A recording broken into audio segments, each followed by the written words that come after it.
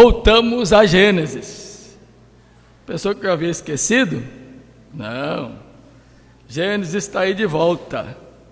Depois do nosso período de férias, depois do retorno com cultos especiais, e sempre o primeiro domingo a gente usa para uma mensagem fora do livro do Gênesis. Hoje retomamos. E a nossa ideia hoje é pensarmos no tempo de escassez, no tempo de dificuldades, no tempo de faltas e lutas. A tomada de posição é essencial, por mais difícil que seja. Estamos sempre diante da nossa caminhada, da nossa jornada, com o chamado a tomarmos posição, a decidirmos. Nem sempre é fácil, às vezes nos sentimos naquele tipo de situação, tal qual o adágio popular: se correr o bicho pega, se ficar o bicho come. Mas não adianta ficar sem tomar posição, é pior.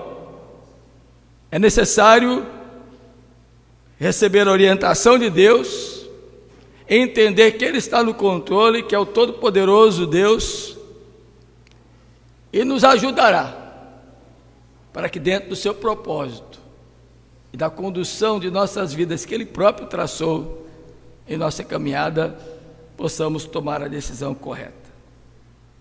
Escassez é falta, escassez é insuficiência, escassez é carência. Cantamos ainda há pouco: preciso de Ti. Não dá para viver sem o Senhor. Então, pensando nisso, eu convido você a abrir a sua Bíblia no livro do Gênesis, capítulo 43. E mesmo assentado, reverentemente acompanhe a leitura que farei. E depois mantenha a sua Bíblia aberta. Tá bom? Tudo certo? Se incomode não. A gente vai ser, antes de meia-noite, despedidos aqui. É claro que vai ser antes de meia-noite. 8 horas é antes de meia-noite. Não é não? Você está preocupado com meia-noite? Olha que antes de meia-noite tem 8 horas, tem 7h45, tem 8h10. Não olhe para o fim não, que aí você vai ficar apavorado. Os irmãos de José descem outra vez ao Egito e José os hospeda em seu palácio.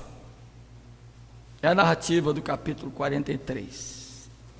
Para vocês terem em mente a ideia do que está acontecendo, já que temos mais de um mês, quando paramos no capítulo 42, vocês se lembram que havia fome na terra onde Jacó estava com a sua família, e sabendo que no Egito, por orientação de José, os mantimentos foram guardados no período das vacas gordas, que foram 7 anos, e agora no tempo da escassez, o Egito não só tinha mantimento para si, para o seu povo, como também para vender.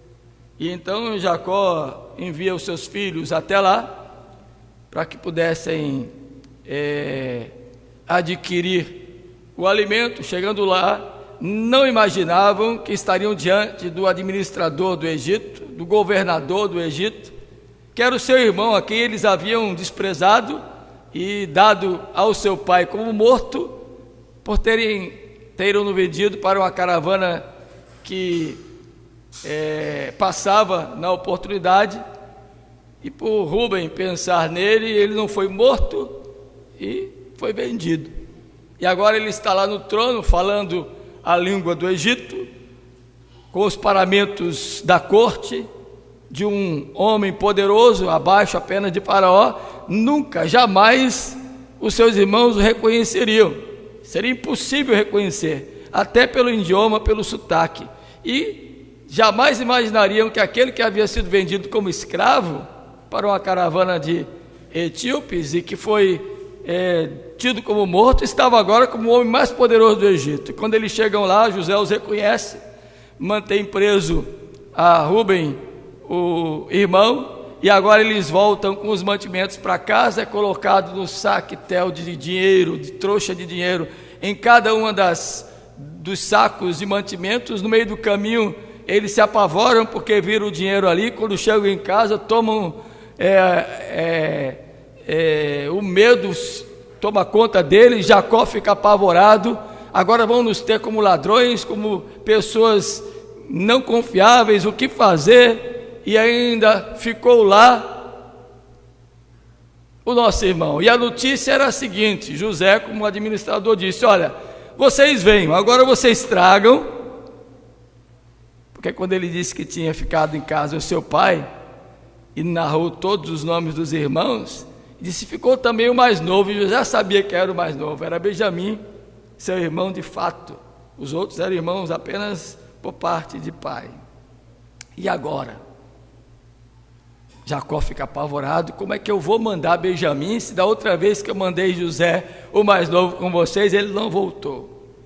E agora, passados-se quase 2 anos, os mantimentos acabam, o suprimento que foi levado pela primeira vez deixa eles novamente em falta e precisam voltar ao Egito, e levando Benjamim. Que situação difícil! Se eu ficar aqui com os meus filhos, não enviá-los com Benjamim, vamos morrer de fome. Se eles forem e levarem Benjamim, o que vai ser de mim? Rimou, né? E se Benjamim morrer? Situação difícil, tomada de posição dura. Mas Deus nos chama a pensar em algumas coisas nesta noite. Acompanhe a leitura do capítulo 43, na sequência da história. A fome persistia gravíssima na terra. Tendo eles acabado de consumir o cereal que trouxeram do Egito, disse-lhes seu pai: voltai, comprai-nos um pouco de mantimento. Mas Judá lhe respondeu: fortemente nos protestou o homem, José, dizendo: não me vereis o rosto se o vosso irmão não vier convosco. Se resolveres enviar conosco o nosso irmão, desceremos e te compraremos mantimentos. Se, porém, não o enviares, não desceremos, pois o homem nos disse: não me vereis o rosto se o vosso irmão não vier convosco. Disse-lhes Israel: por que me fizeste este mal, dando a saber àquele homem, a José, que nem sabiam que era o seu filho e irmão desses, que tinhas outro irmão? Responderam eles: o homem nos perguntou particularmente por nós e pela nossa parentela, dizendo: vive ainda vosso pai? Tendes outro irmão? Respondemos-lhe segundo as suas palavras. Acaso poderíamos adivinhar que haveria de dizer: trazei vosso irmão? Com isto disse Judá a Israel seu pai, Jacó: envia o jovem comigo, e nos levantaremos e iremos, para que vivamos e não morramos, nem nós, nem tu, nem os nossos filhinhos, e serei responsável por ele, da minha mão o requererás. Se eu tu não trouxer e não tu puser à presença, serei culpado para contigo para sempre. Se não nos tivéssemos demorado, já estaríamos com certeza de volta a segunda vez. Respondeu-lhe Israel, Jacó seu pai: se é tal, fazei pois isto: tomai do mais precioso desta terra nos sacos para o mantimento, e levai de presente a esse homem um pouco de bálsamo e um pouco de mel, aromatas e mirra, nozes de pistácia e amêndoas. Nem sei para que serve isso, viu? A gourmet ali deve saber. Levai também dinheiro em dobro, e o dinheiro restituído na boca dos sacos do cereal, tornai a levá-lo convosco. Pode bem ser que fosse engano. Levai também vosso irmão, levai-vos e voltai àquele homem. Deus Todo-Poderoso vos dê misericórdia perante o homem, para que vos restitua o vosso outro irmão e deixe vir Benjamim.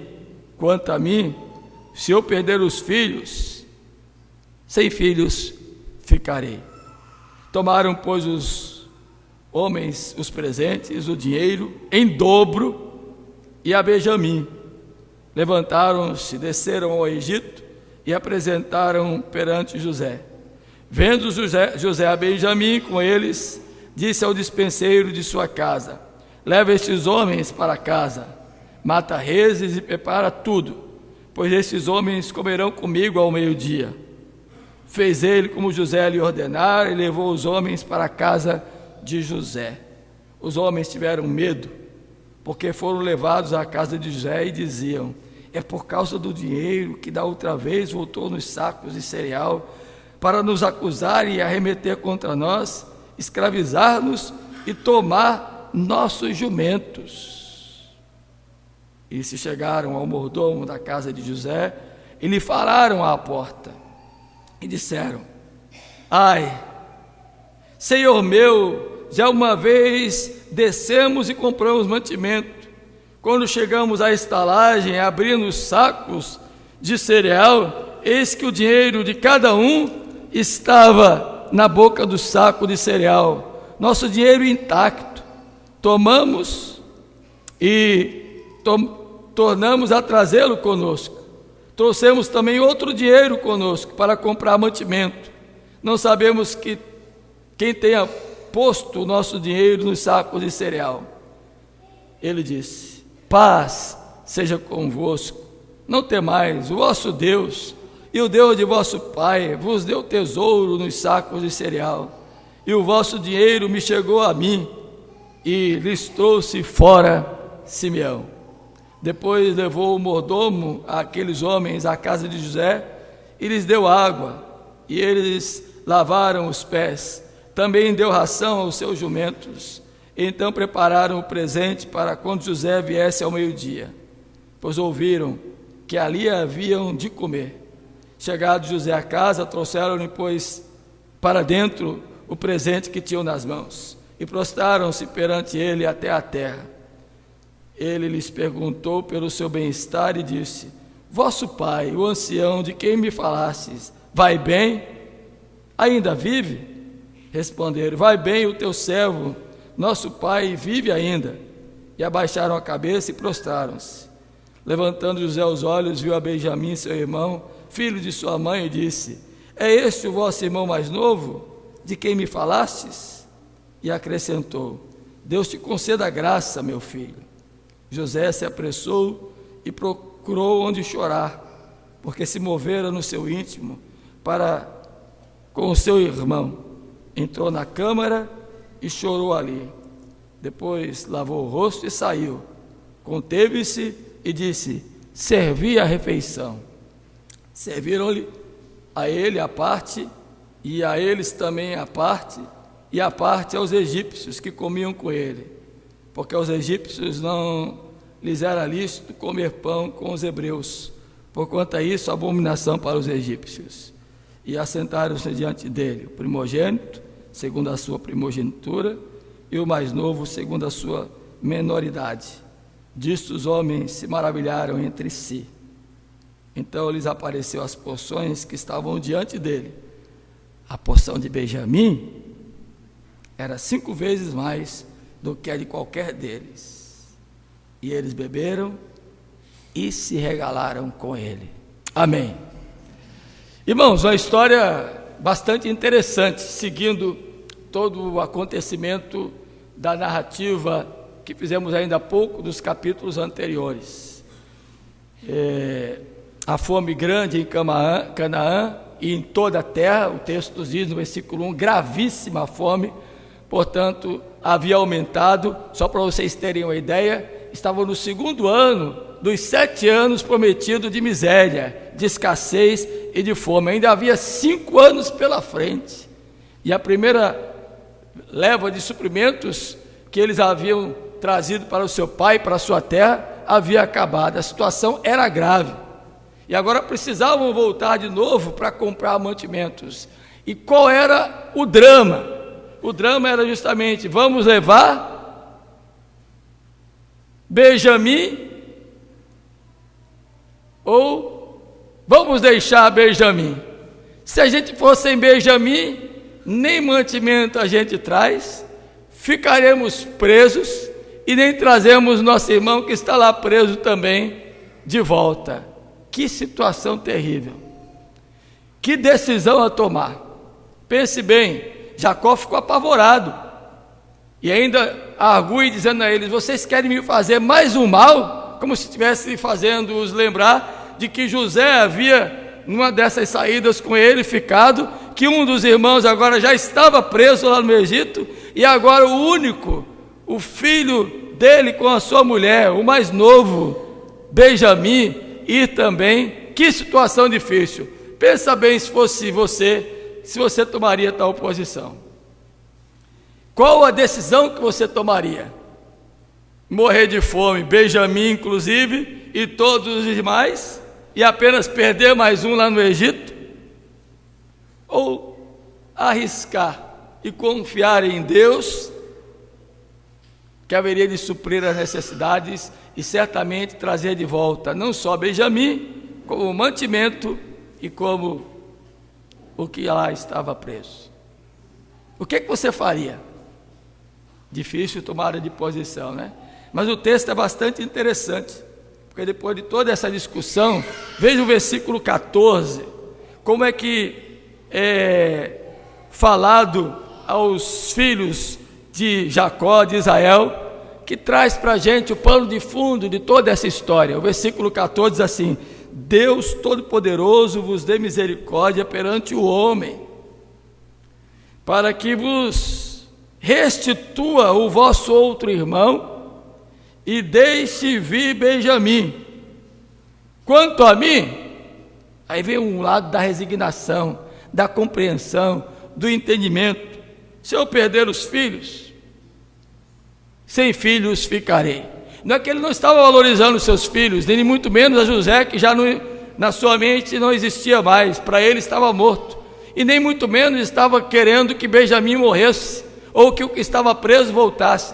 Era apenas a ideia de entender que Deus está no controle, que Deus tem o domínio, que Deus tem o poder, e Ele é quem vai fazer, segundo a sua vontade, o que for de fato para ser feito. O que depende dele é fazer a sua parte, é tomar a posição, é, de certa maneira, acreditar, mesmo sem ver, que a definição de fé em Hebreus 11:1 é colocar em Deus a confiança. O nome que aparece para Todo-Poderoso aqui é o nome para o Yahvé El Shaddai, aquele que está acima de tudo e de todos, aquele que tem o poder em suas mãos e que nada foge ao seu controle e que age com poder e graça conforme a sua vontade, não há homem que possa impedir. Esse é o significado do nome, o Deus Todo-Poderoso.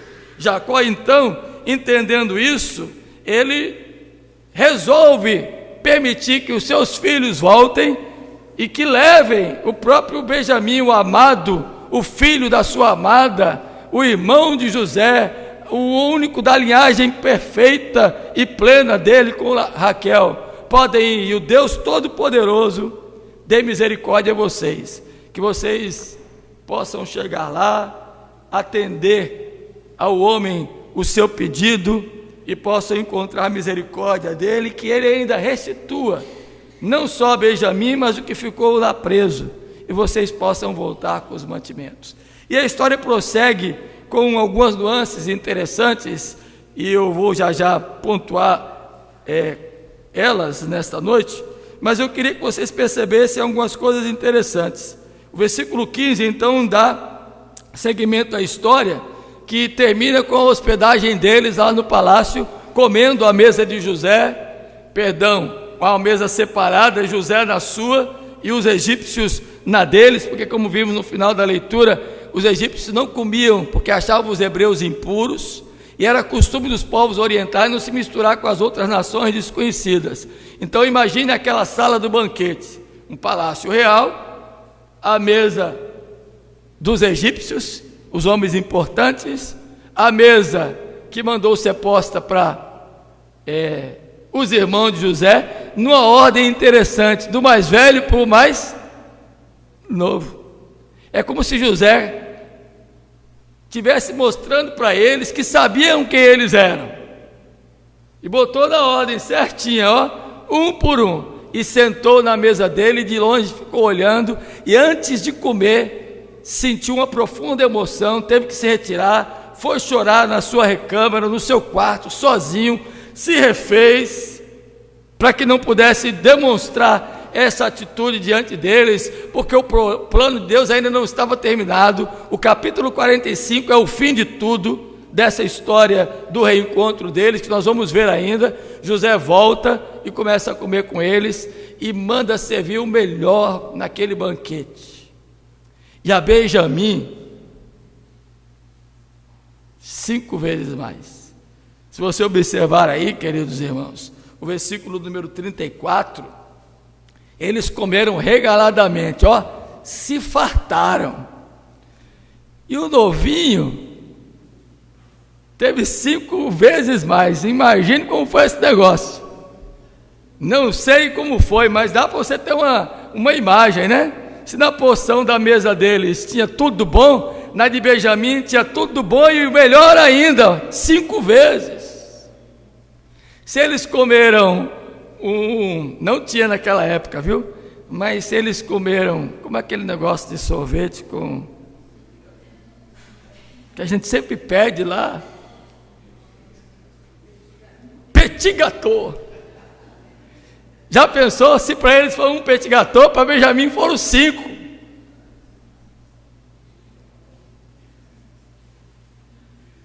Agora, entre esse início da história, da saída deles de retorno ao Egito, do pavor e do medo do seu pai e deles próprios, a chegada deles à sala do palácio, que eles ficaram amedrontados, eles disseram: eita, agora o homem nos pega.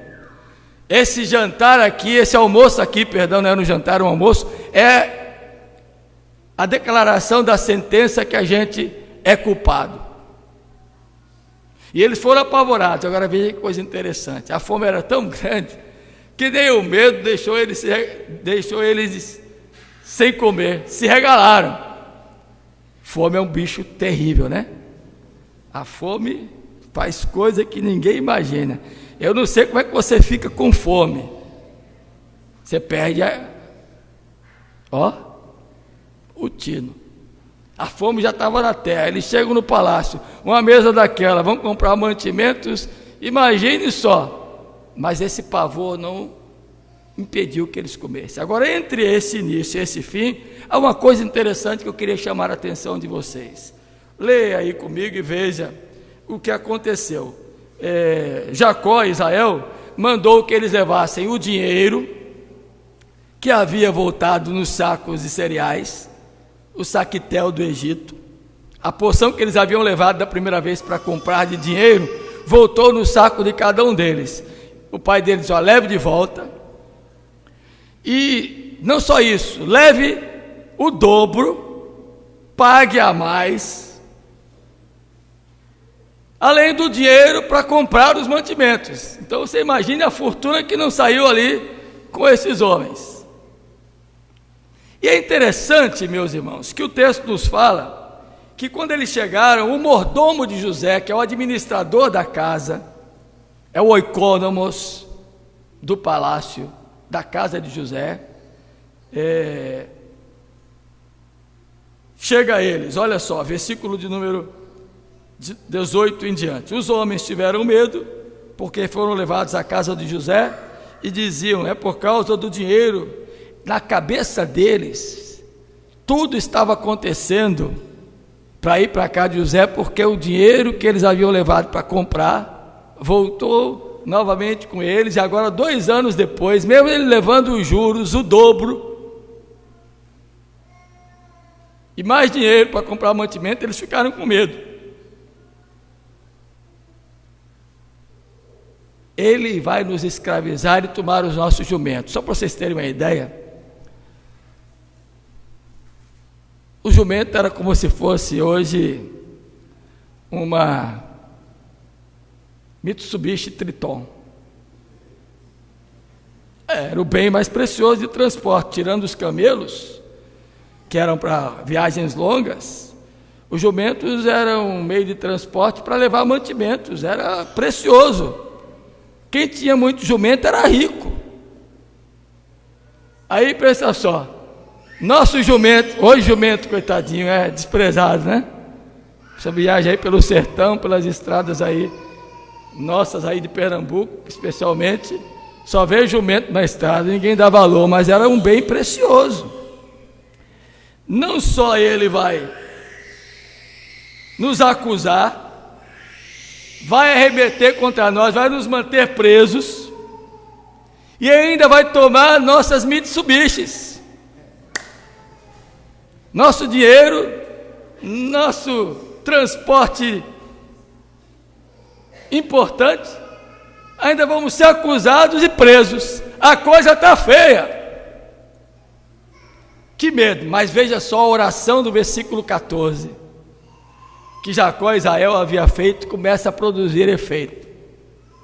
Olha só, e se chegaram ao mordomo da casa de José, e lhe falaram à porta, e disseram: ai, Senhor meu, já uma vez descemos a comprar mantimentos, já tivemos aqui outra vez, e quando a gente chegou na nossa primeira parada da viagem, na estalagem, na hospedaria, no hotel, voltando para casa, abrimos o saco de cereal, e eis que o dinheiro de cada um estava na boca do saco de cereal, nosso dinheiro intacto.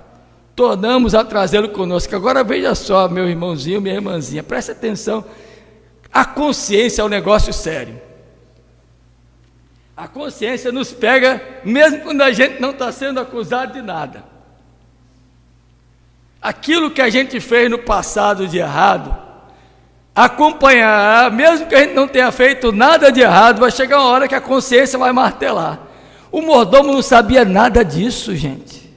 O mordomo não tinha conhecimento que José havia mandado colocar no saco de cada um o dinheiro de volta. Eles já foram se declarando, eles já foram se denunciando: olha, aconteceu isso, mas não foi a gente não, viu? Por favor, não tome a gente por ladrão não, inclusive o dinheiro está aí de volta intacto, a gente nem mexeu, não fomos nós que fizemos isso.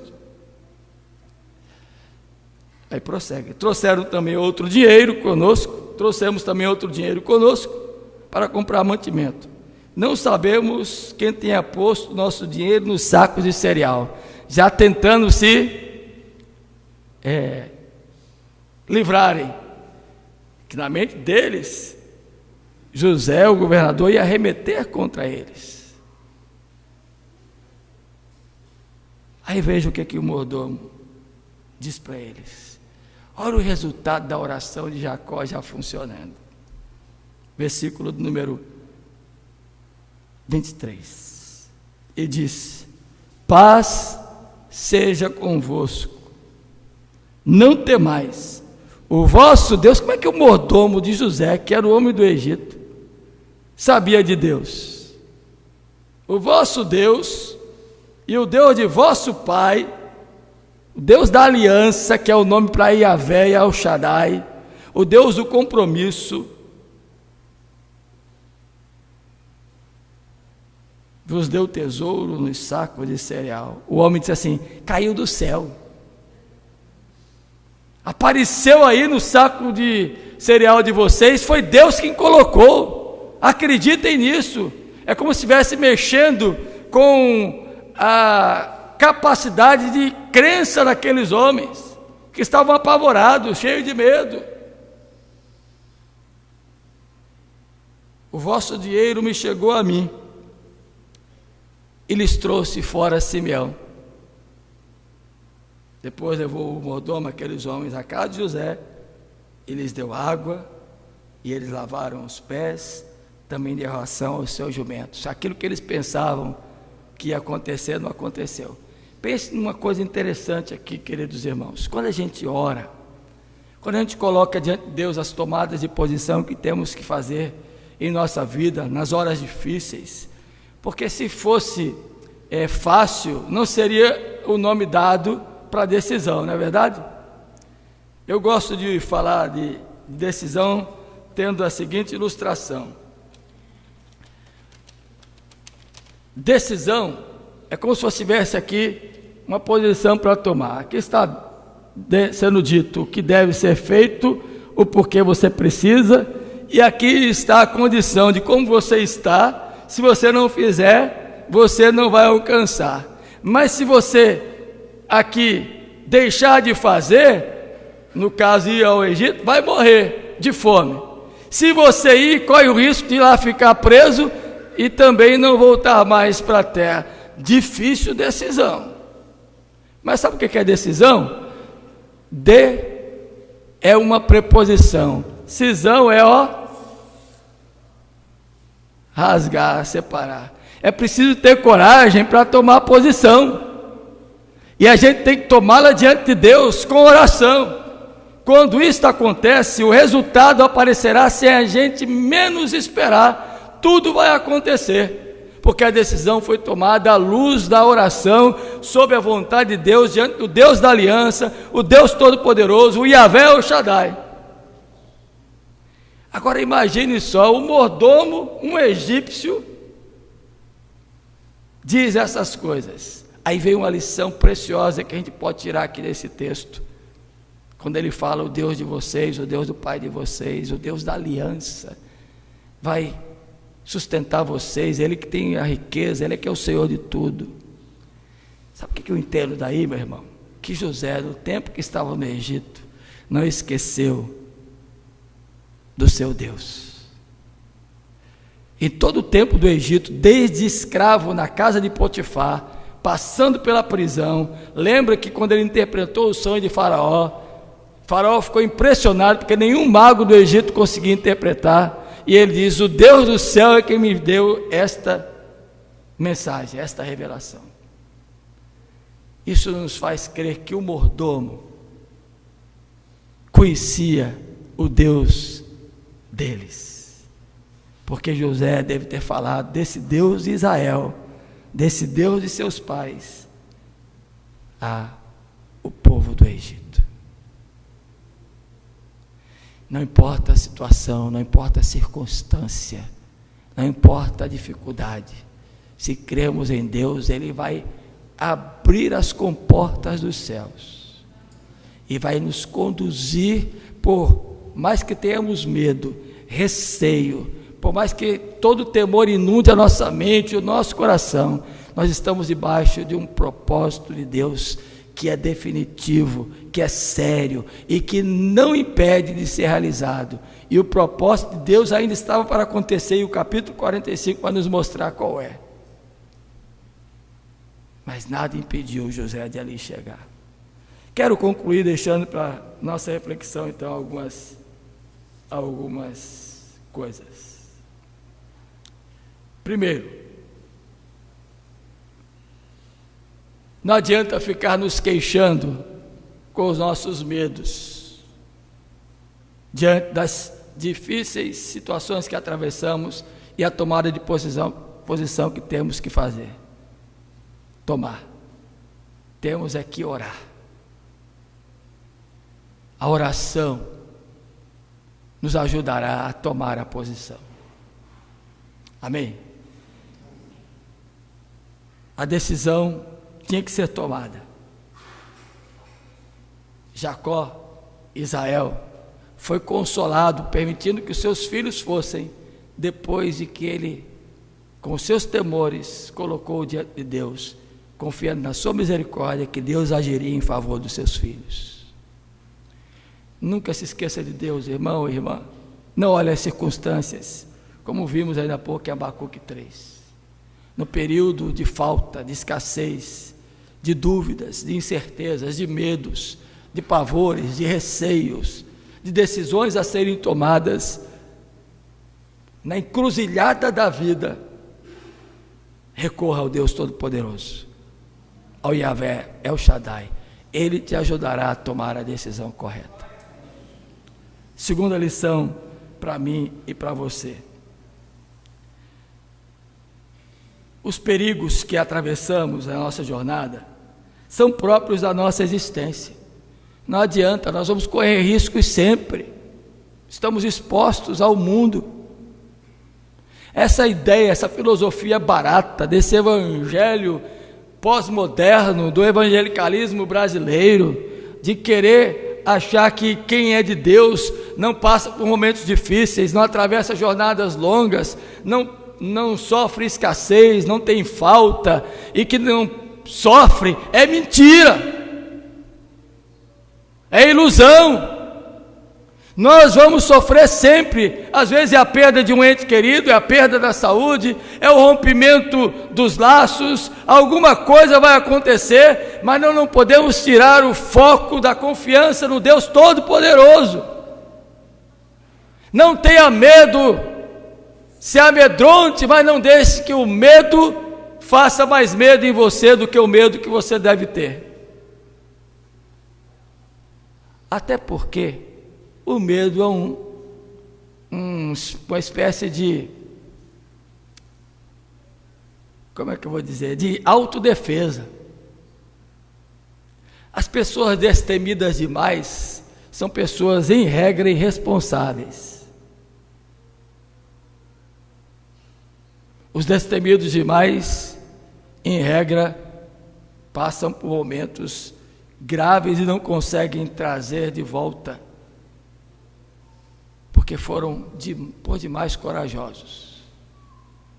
Quantas notícias você já teve de gente que era um nadador perfeito, nadava como ninguém, e se arvorou a adentrar nos rios afoitos, nas ondas bravias do mar, e não conseguiu voltar? Você conhece alguém?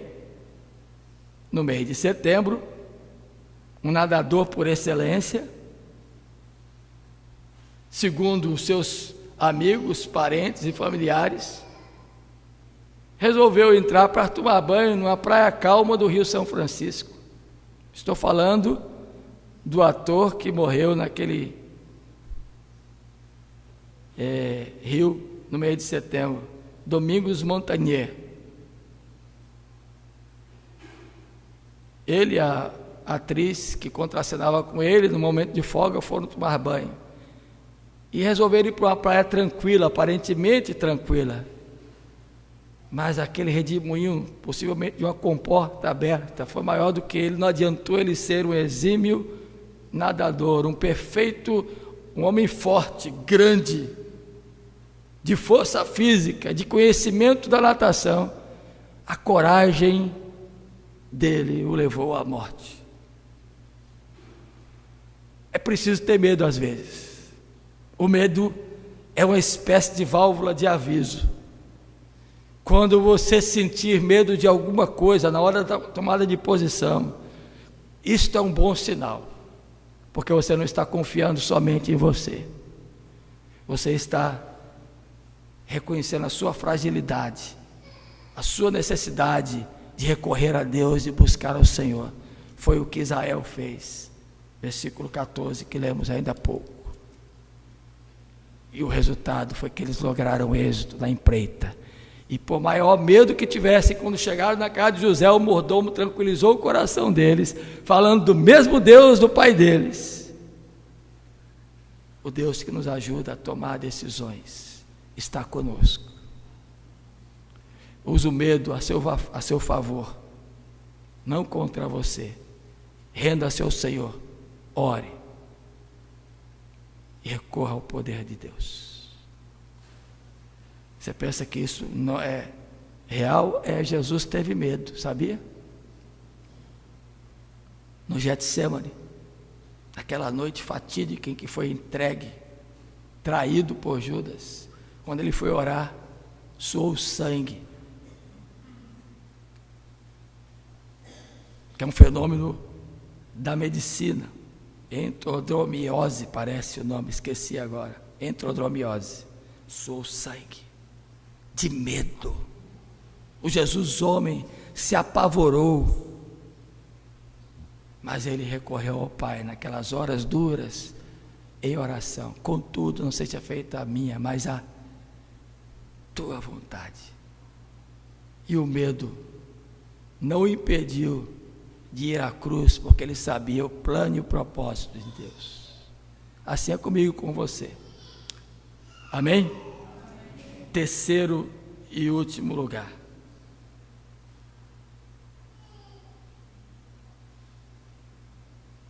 Quando você tomar a decisão, reconheça as suas falhas. Reconheça que você errou, que você cometeu pecados, que muitas coisas que acontecem em nossas vidas é fruto da nossa decisão passada, de erro passado. Reconheça que você é pecador, faça como esses homens: olha, não fomos nós que botamos o dinheiro, mas isso era uma mensagem do subconsciente, entendendo que eles haviam cometido pecados e que estavam ali por conta do que fizeram para com o seu irmão. Tanto é que quando eles entram na sala do banquete, José chora. E vocês sabem que José é um tipo de Cristo. Jesus chorou diante do túmulo de Lázaro, por causa do estado que a morte trouxe aquele seu grande amigo. O Senhor chora por mim e por você, por causa dos nossos pecados, da nossa pecaminosidade. Deus nos deu a Jesus para perdoar os nossos pecados, e Ele se recolheu, assumiu a natureza humana, a forma de homem, se esvaziou, não julgando ser igual a Deus, Filipenses 2, e sentiu a nossa dor, chorou a nossa dor, para que eu e você pudéssemos ter sustento e vida com Deus, sustento espiritual. O banquete foi posto por José. O Senhor pôs o banquete maior para nós no dia da sua morte, quando instituiu o sacramento do pão e do vinho. Olhemos para a suficiência de Cristo, irmãos. Descansemos nele e entendamos que o nosso choro uma hora se transformará em regozijo e em alegria. O versículo 34 termina dizendo que eles se regalaram com o banquete. O Senhor nos dá fartura continuamente. Depois de todo medo, pavor e tristeza, vamos regaladamente viver. Amém. Que Deus nos abençoe. Que tantas lições que esse texto nos traz, eu e você possamos guardar estas. Só para vocês terem uma ideia, eu extraí daqui 20 lições, só falei 3, porque julguei que as são as mais próximas de nós, necessárias para a nossa vida. Continue a jornada. Uma hora vai haver falta para você, falta de saúde, falta de alegria, falta de mantimento, falta do emprego, falta de um parente. Uma hora a sua vida vai estar escassa, mas não tenha medo, o Deus Todo-Poderoso está com você. Recorra a Ele, tome posição e Deus te recompensará. Jesus venceu por nós, para que pudéssemos hoje crer no que Deus pode fazer também. Que Ele nos abençoe grandemente.